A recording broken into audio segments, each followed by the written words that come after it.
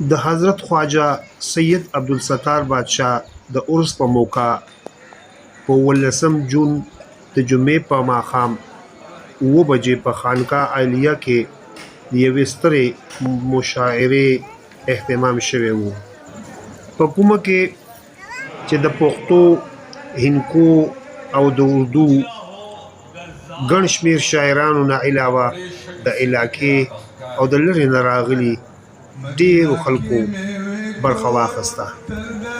مشاعره د ماښام د لمانځه نه پس شروع شوله او د شپې 12 بجو پورې جاري وه.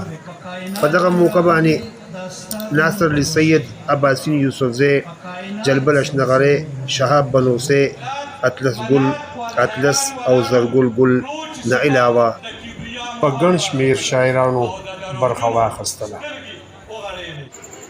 د مشاعرې نه پس دغلته د لنګر اهتمام هم شوی و.